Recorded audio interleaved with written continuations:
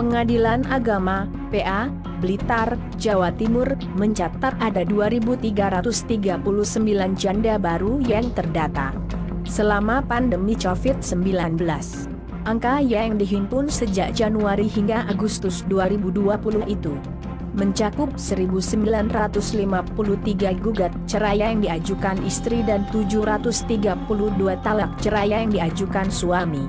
Dilansir Detik, Humas PA Blitar, Nurholis menyebutkan masalah ekonomi menjadi faktor utama penyebab meningkatnya angka perceraian di daerah tersebut. Ia, istri gugat cerai, cenderung makin lebih banyak. Alasan mereka karena perselisihan. Nah, berselisihnya ini kebanyakan karena penghasilan suami jauh lebih rendah, perselingkuhan dan lainnya.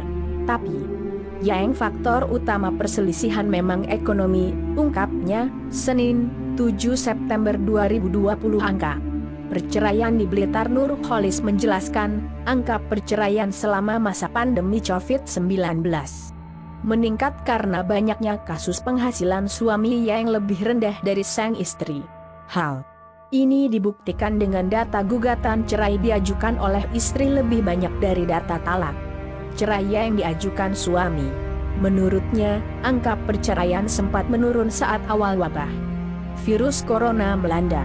Itu terjadi mulai bulan Maret, April dan turun drastis pada bulan Mei 2020. Rata-rata permohonan cerai yang kami terima per bulan itu sebanyak 400 kasus. Namun sejak pandemi turun menjadi 300 kasus, bahkan pada Mei itu hanya 154 kasus, papar Nurholis. Angka perceraian di Blitar memang mengalami fluktuasi.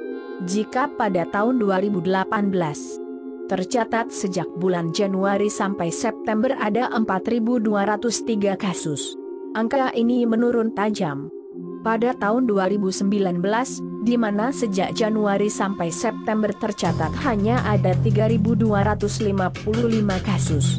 PA Blitar memberi perhatian khusus karena perbandingan kasus yang sangat tinggi antara gugat cerai dan talak cerai. PA Blitar mencatat, sejak tahun 2015 silam, angka gugat cerai selalu lebih tinggi dibanding talak cerai.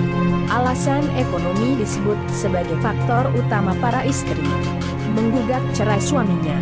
Meski demikian, Nur mengungkapkan jika sebenarnya angka perceraian di Blitar memang mengalami fluktuasi. Pada tahun 2018, terhitung sejak Januari sampai September, ada 4.203 kasus. Angka tersebut menurun di tahun 2019, di mana sejak Januari sampai September tercatat hanya ada 3.255 kasus.